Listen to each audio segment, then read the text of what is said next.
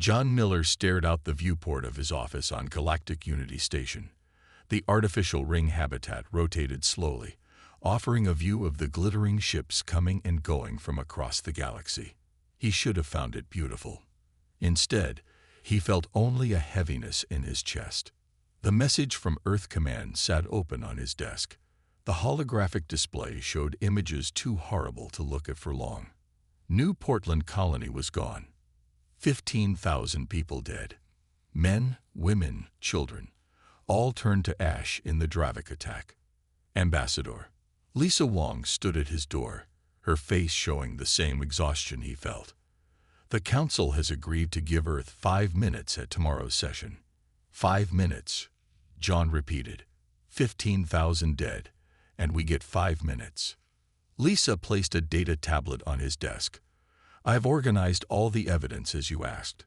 Drone footage, survivor testimonies, radiation readings.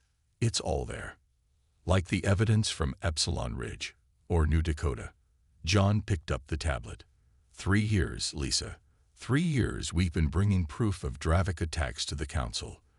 They call them unfortunate border incidents and move on to debating trade tariffs. Lisa's professional composure slipped just slightly. My cousin was on New Portland. John looked up. I didn't know. I'm sorry. They were celebrating her daughter's 3rd birthday. Lisa's voice was steady, but her hands trembled. The Dravik ships came at dawn. John stood and walked to the small cabinet in the corner of his office. He poured 2 glasses of amber liquid, real Earth whiskey, not the synthetic stuff. He handed one to Lisa. Admiral Taylor's orders are clear, he said, nodding toward the message. Earth has had enough. Lisa took a small sip. The Council will never support military action. The non-aggression pact has been in place for 700 cycles. 700 cycles of the strong preying on the weak while the Council looks away. John drained his glass. The Dravik think we're soft because we tried diplomacy first.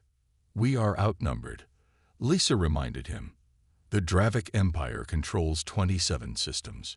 We have 11 colonies, and only 4 with meaningful defenses. John smiled for the first time that day. The Dravik count ships and soldiers. They should count human determination. He tapped his communication band. Get me Admiral Taylor. Susan Taylor's face appeared above his desk, her gray-streaked hair pulled back in a tight bun. Star patterns on her uniform collar marked her as the highest-ranking human military officer. You've read the orders? She asked without greeting. Yes. Are you certain this is the path we want to take? Admiral Taylor's eyes hardened. The President and Joint Chiefs are unanimous. We asked for Council protection and got nothing. We showed evidence and were ignored. Now we've lost a whole colony. Once I do this, there's no going back, John warned. Earth will stand alone. Maybe, Taylor said. Or maybe some others have been waiting for someone to finally stand up to the Dravik. She leaned closer to the camera.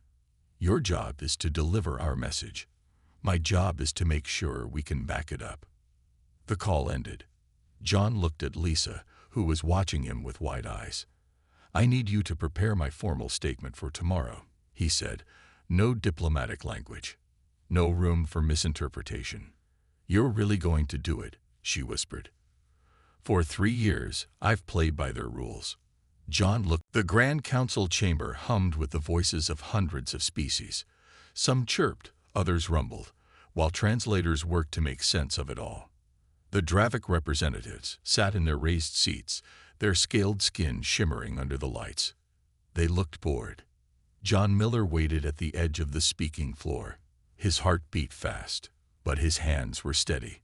Lisa stood beside him, holding the data tablet with his speech. Remember, she whispered, they will try to interrupt you. Keep going. The council speaker, a tall, willowy being with silver skin, raised all 4 of her arms. Silence for the council session, she called. The room grew quiet. The Earth delegation has requested time to address another concern regarding Dravik activity. They are granted 5 minutes. 5 minutes for 15,000 lives. John thought as he walked to the center of the chamber.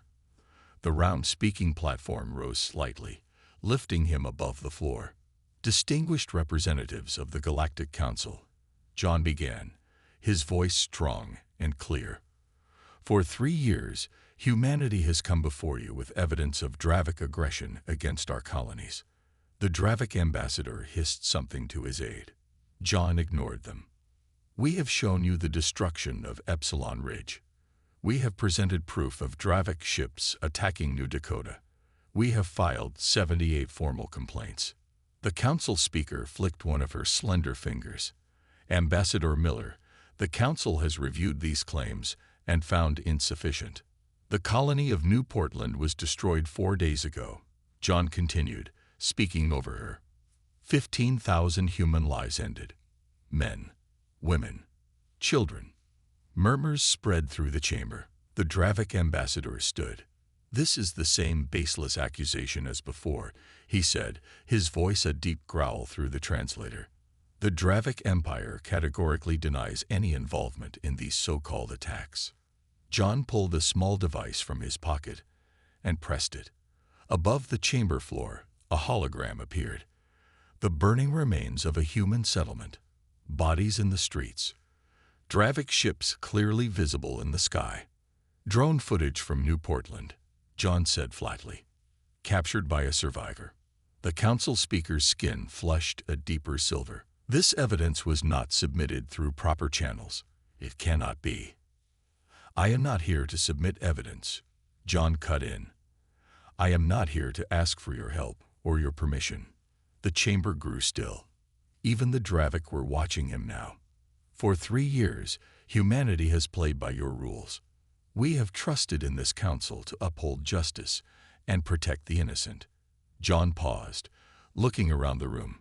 That trust was misplaced. The old Gerodian representative leaned forward, his wrinkled face concerned. What are you saying, human? I am saying that as of 600 hours Earth Standard Time today, the United Earth Federation has formally declared a state of war against the Dravik Empire. The words hung in the air for 3 seconds before chaos erupted. The translator system struggled with the sudden shouting from all sides. The Dravik delegation rose as one, hissing threats. The Gerodian representative clutched his chest, collapsing in his seat as his aides rushed to help him. The council speaker hammered a crystal rod against her podium, the sound cutting through the noise. Ambassador Miller, this is unprecedented. The Non-Aggression Pact forbids. Earth hereby withdraws from Article 7 of the Non-Aggression Pact, John said, his voice calm amid the storm. We recognize the Council's authority no longer extends to this conflict. The Dravik ambassador pushed his way to the front, his scaled face twisted with rage. You primitive apes, he snarled, the translator barely keeping up. You have just signed your species' death warrant. The Dravik will turn your worlds to ash. John met the alien's yellow eyes without flinching. You've already been doing that. The difference is, now we're going to fight back. The Dravik ambassador spat on the floor and stormed out, his delegation following. John turned back to the stunned council. Humanity came to you for justice and found only politics. We came for protection and found only delay. Now we stand alone. He stepped off the platform. But Earth stands. As John walked from the chamber, whispers followed him. Lisa met him at the door, her face pale. It's done, he said. Yes, she replied. Now the real work begins. Outside, their communication devices lit up with urgent messages from Earth. The war had already started. 1 week after John Miller's declaration, the effects were felt across the galaxy. 27 council races had proposed trade sanctions against Earth. Ships carrying human goods were turned away from alien ports. The message was clear. Humanity stood alone. Dr. Eric Kelly watched as the security system locked him out of his lab on the multi-species medical station. The screen flashed red. XCESD Earth PURSONNEL restricted. 3 years of research, he muttered, staring at the sealed door. His work on cross-species viral treatments was now off-limits to him. Behind that door were cultures that could save millions of lives, both human and alien. A soft rustling sound made him turn. Dr. Zilth, his Trillarian colleague, stood nearby, her feathery skin quivering with emotion. "I am sorry, Eric," she said, her voice musical through the translator. "The Council orders are clear. No human access to shared research facilities." Eric nodded. "It's not your fault, Zilth. Your work on the Centauri fever vaccine. We'll have to wait," he finished for her. He picked up his small bag of personal items. "Take care of the cultures in Section 4. They need feeding every 30 hours. Zilth's colors shifted to a sad blue. "This is not right. You seek to heal, not harm." "Tell that to the Council," Eric said as he walked away. He had a shuttle to catch. All humans were being evacuated from shared stations. On the habitat ring of Galactic Unity Station, Lisa Wong hurried through the curved corridors. Aliens who had been friendly just days ago now turned away as she passed. Some glared openly. She entered the market area, needing supplies before returning to the human section. The first vendor, a Gorvan with 6 arms, saw her approach and quickly closed his stall. "Please," Lisa said, "I just need basic supplies." "No service for war makers," the Gorvan replied, turning away. At the next 3 stalls, the response was the same. Lisa's frustration grew with each rejection. She was a diplomat, not a soldier. Yet here she was, being treated like an enemy. As she turned to leave, she noticed 3 Dravik supporters watching her from across the market. They were not Dravik themselves, but members of allied species who benefited from Dravik protection. Their posture was threatening. Lisa walked faster, taking a side passage toward the human section. The footsteps behind her quickened too. Heart racing, she turned into a transit tube, hoping to lose them. The tube was empty. Before the doors could close, the 3 aliens pushed inside. One, a burly Krat with armored skin, blocked the exit. "Human," he growled. "Your kind thinks you're special, thinks you can challenge the Dravik." Lisa backed away. "I'm a diplomatic officer. Attacking me violates Council law." The aliens laughed. "Your laws mean nothing now," said another, a sinuous Vex. "You stand alone, remember." As they moved closer, the transit tube doors suddenly opened. A human man stepped in, carrying a heavy cargo bag. He was tall, with broad shoulders, and a weathered face. 3 against 1. He said, dropping his bag with a loud thud. "Not very sporting." The Krat turned. "This isn't your business, human. Name's Ryan Harris, merchant captain from Mars." He smiled, but his eyes were hard. "And when I see 3 folks cornering 1 woman, I make it my business." The Vex hissed. Another war-hungry human. Ryan shrugged. "I'm just a trader, but where I come from, we don't like bullies." He stepped forward. "Now how about you 3 find somewhere else to be?" For a tense moment, no one moved. Then the Krat signaled to his companions, and they backed out of the tube. "The Dravik will crush your worlds," the Krat said as the doors closed. Lisa released a shaky breath. "Thank you." "No problem." Ryan picked up his bag. "Where are you headed?" "Human diplomatic section." He nodded. "I'll walk with you.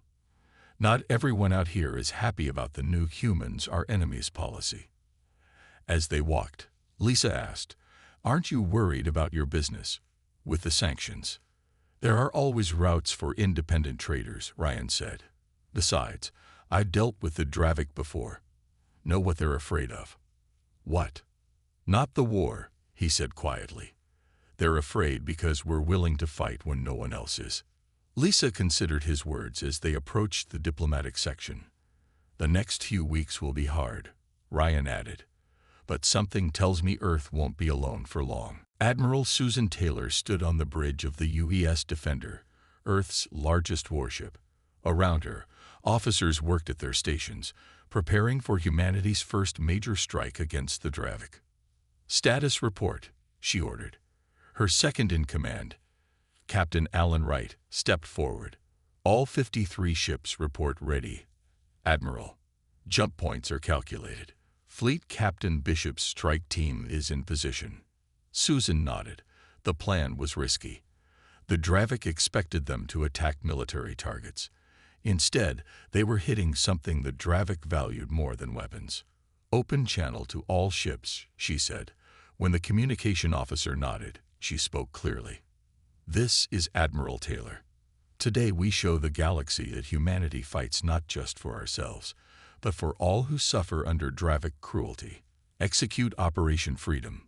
Across the fleet, ships entered jump points, disappearing in flashes of blue light. The Defender followed, the stars stretching as they entered hyperspace. On Torvin IV, the largest slave market in Dravik space, business continued as usual. Cages lined the massive auction complex. Inside were beings from dozens of species, captured in raids on border worlds. The Dravik guards were bored, their weapons held loosely. None of them expected 53 human ships to appear simultaneously in the sky above them. Fleet Captain Greg Bishop led the first team to the planet's surface. His orders were clear. Free the slaves. Capture Dravik records. Minimize casualties. Move, move, he shouted as his soldiers secured the main auction house. Dravik guards scattered, surprised by the sudden attack. Some fought back and were quickly stunned by human weapons. Greg approached the control center where a terrified Dravik technician cowered. Open all cages, Greg ordered, his weapon pointed at the alien. Now. When the Dravik hesitated, Greg fired a shot past his head. That was a warning. Open the cages or the next one hits you. The Dravik pressed his hand to the control panel. Throughout the complex, cage doors slid open. All teams report, Greg said into his communicator. East section clear, 300 freed. South blocks secured. At least 500 being evacuated. Medical teams treating the worst cases. In less than 2 hours, the entire slave market was under human control. Over 40,000 beings from 20 different species had been freed. Human medics treated the injured while transport ships landed to evacuate the former slaves. Greg stood in the control center, downloading the Dravik database. It contained records of slave shipments, buyer information, and most importantly, proof of council members who had purchased slaves despite public condemnation of the practice. Captain, one of his soldiers called. You need to see this. In a hidden section of the facility, they found something worse than the slave pens. Research labs where Dravik scientists experimented on captives. Greg's stomach turned at the sight. Document everything, he ordered. The galaxy needs to see this. Back on the Defender, Admiral Taylor received the first reports of the operation's success. No casualties on our side, Captain Wright told her. Minimal Dravik losses. They weren't expecting us. And the data? Susan asked. Captain Bishop secured their entire database. It's illuminating. Susan allowed herself a small smile. Send copies to Ambassador Miller. Make sure the files cannot be traced back to us directly. The Council will try to censor it, Wright warned. They'll try, Susan agreed. But information has a way of spreading. On Galactic Unity Station, John Miller was surprised to find 3 non-human representatives waiting in his office. They were from species that had been neutral in the conflict so far. Ambassador, said the eldest, a Tellarite with gray fur. We have received disturbing reports about a human attack on Torvin IV. John tensed, ready to defend Earth's actions. We wish to thank you, the Tellarite continued. 17 of our citizens were among those freed. John blinked in surprise. We cannot publicly support your war, added another representative. The Council would punish our worlds. But privately, he slid a data chip across the desk. Dravik patrol routes. It might be useful. As they left, John realized what Admiral Taylor had accomplished. Earth had just won its first victory, not through destruction, but through rescue. And they were no longer completely alone. 4 months into the war, the Galactic Council called an emergency session. The Dravik delegation demanded unified action against Earth. For 12 days, representatives argued while footage of the Torvan slave market rescue spread across the galaxy despite efforts to block it. Lisa Wong watched from her office as the council chamber doors remained closed for the final day of debate. Beside her stood Ryan Harris, whose merchant ship now secretly carried messages between Earth and its growing number of silent supporters. 7 ships attacked the Anderson colony yesterday, Lisa said, checking her datapad. We lost 2 defense vessels, but the colony stands. Ryan nodded. The Dravik are getting desperate. They expected a quick victory. They didn't expect humans to be so stubborn, Lisa said with a small smile. Their conversation was interrupted by an alert. The council chamber doors were opening. The emergency session was ending. We should be there, Lisa said, grabbing her formal jacket. They arrived at the chamber as representatives filed in. The tension in the air was thick enough to touch. The Dravik delegation, led by High Commander Zextor, sat rigidly in their section. Their scaled faces showed no emotion, but their twitching tails betrayed their anger. The council speaker called for order. After 12 days of deliberation, the council will now hear final statements on the human-Dravik conflict. Ambassador Krill of the Tellarate Confederation stood.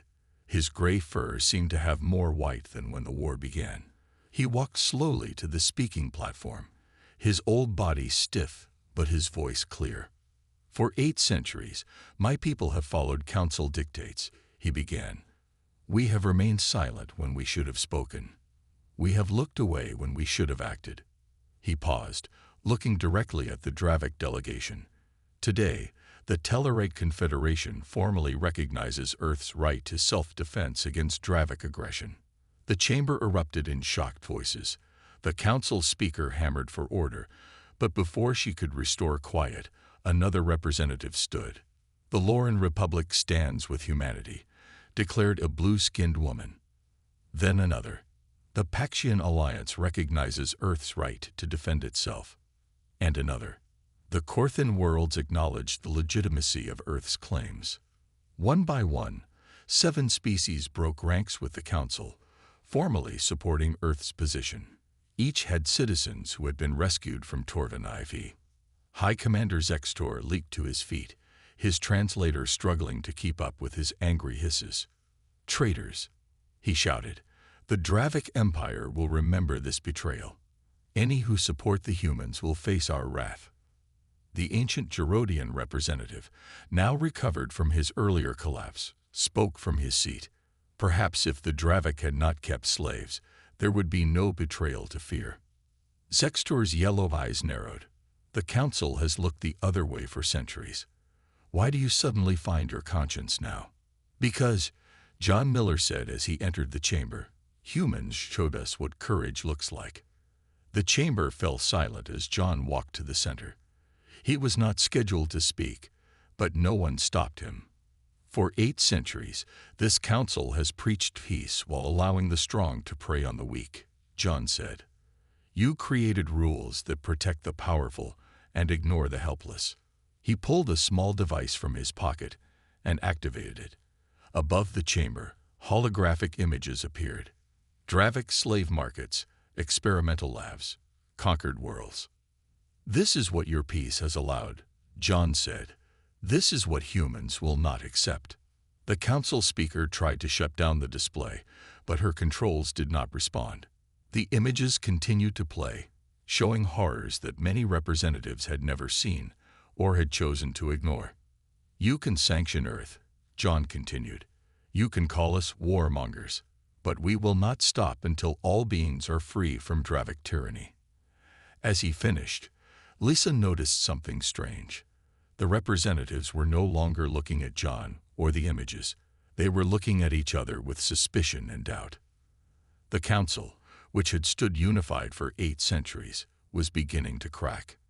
And in the chaos, Lisa saw Ryan slip away, heading toward the docking bay where Dr. Eric Kelly was waiting with new information that would change everything they thought they knew about the Dravik. Dr. Eric Kelly studied the sample under his microscope. The small laboratory on Ryan Harris's ship was basic compared to his research station, but it was enough. The Dravik tissue sample glowed faintly under the special light. "There," Eric said, pointing to the screen. "Do you see it?" Lisa Wong leaned closer. "The bright spots." "Neural parasites," Eric explained. "Microscopic organisms living in the Dravik brain tissue." Ryan crossed his arms. "What does it mean?" "It means the Dravik aren't naturally this aggressive," Eric said, excitement making his words come faster. "These parasites affect brain chemistry. They increase aggression, paranoia, and violent impulses." "You're saying the Dravik are sick?" Lisa asked. "More than sick. They've been infected." Eric switched to another sample. "This is from a young Dravik, barely a year old. No parasites. And this," he switched again, "is from an adult. Heavily infected." Ryan frowned. "So they catch it as they grow up?" "No," Eric said. "The parasites aren't natural. They're engineered. Someone designed these organisms specifically to affect Dravik neurology." Lisa sat down hard. "You're saying someone made the Dravik violent on purpose?" "Exactly." Eric nodded. "And based on the genetic markers, it happened about 800 years ago." Ryan and Lisa exchanged a look. "When the Galactic Council was formed," Ryan said, "we need to tell Ambassador Miller," Lisa decided. 2 days later, John Miller met with scientists from Earth's new allies in a secure room on Galactic Unity Station. Dr. Kelly presented his findings as Admiral Taylor joined by Secure Channel. "The evidence is clear," Eric concluded. "The Dravik behavior is artificially induced by these parasites." Admiral Taylor's face was grim on the screen. This wasn't random. Someone wanted the Dravik to be aggressive. "But who would do this?" asked the Tellarite scientist. "And why?" John had been quiet, thinking. 800 years ago, the 5 founding species created the Council after the last Great War.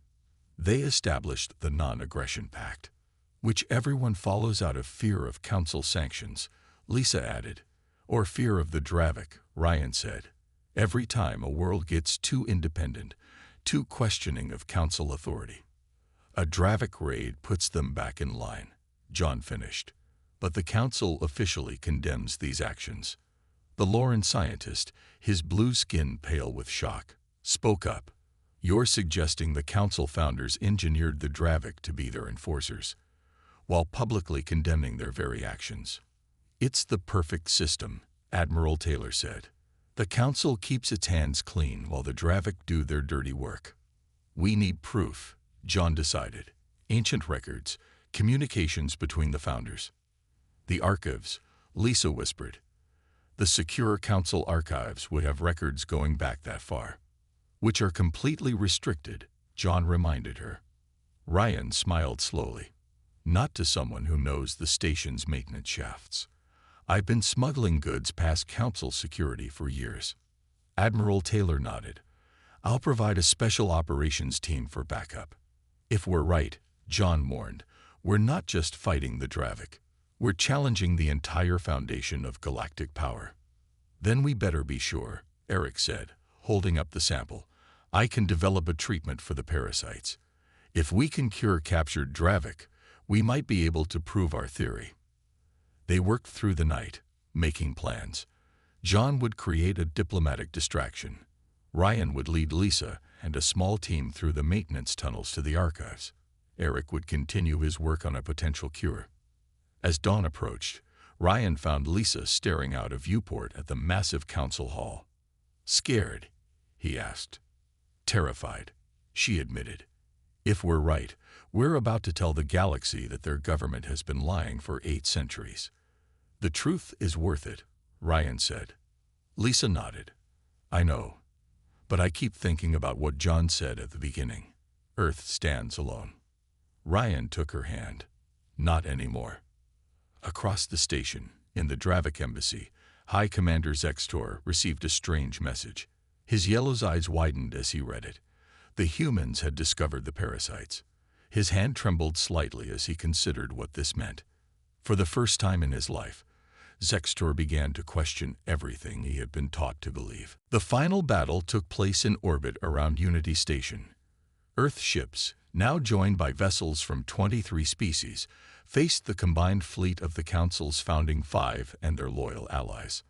Admiral Taylor stood on the bridge of the Defender, watching as enemy ships moved into attack formation. "They're desperate," she said to Captain Wright. "They know what we found in the archives." The evidence had been damning. Records proving the founding 5 had engineered the Dravik parasites, plans for using the Dravik as their enforcement arm while publicly condemning them. 8 centuries of manipulation exposed in a single data breach. "All ships report ready," Wright said. "Bishop's team is aboard the station." Susan nodded. "Then we hold the line and give them time." Inside Unity Station, Ryan Harris led a small team through maintenance tunnels. Lisa Wong and 2 soldiers followed closely. "The central broadcasting hub is 2 levels up," Ryan whispered, checking his map. "Once we're there, we can send the archive data to every system in the galaxy." "The guards?" Lisa asked. "Bishop's team will create a distraction," Ryan replied. "We'll have 3 minutes." On another part of the station, Fleet Captain Greg Bishop and his soldiers moved silently toward the Council's secure communication center. Their job was to keep the Founders from calling reinforcements. "In position," Greg reported through his communicator. "Ready on your mark, Admiral." Outside, the space battle began.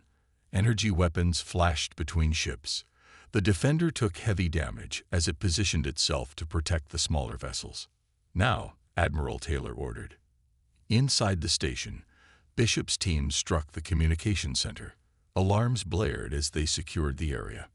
Ryan and Lisa used the distraction to reach the broadcasting hub. 2 minutes, Ryan said as he worked to override the security. "We need to hurry." In the main council chamber, John Miller faced the representatives of the founding 5. Once powerful and confident, they now looked afraid. "You lied to the galaxy for 800 years, John said. "You created monsters to maintain your power." "We created peace," the eldest founder replied. "Before us, the galaxy was in chaos. We did what was necessary." "By enslaving an entire species?" John asked. "By making the Dravik your attack dogs." Before they could answer, the chamber doors opened. High Commander Zextor entered, but not with his usual aggression. He moved slowly, his yellow eyes clear. "Is it true?" he asked the Founders. "Did you do this to my people?" The Founders' silence was answer enough. At the broadcasting hub, Lisa and Ryan succeeded. "We're in," Lisa called. "Sending now." Across the galaxy, on thousands of worlds, the truth appeared on communication screens. The Founders' own records. The creation of the parasites.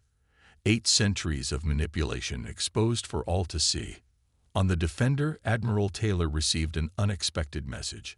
"High Commander Zextor is requesting to speak with you," Wright said, surprised. Zextor's face appeared on the screen. "Admiral Taylor, I wish to discuss terms." "Terms?" Susan asked cautiously. "Not surrender," Zextor clarified. "Cooperation.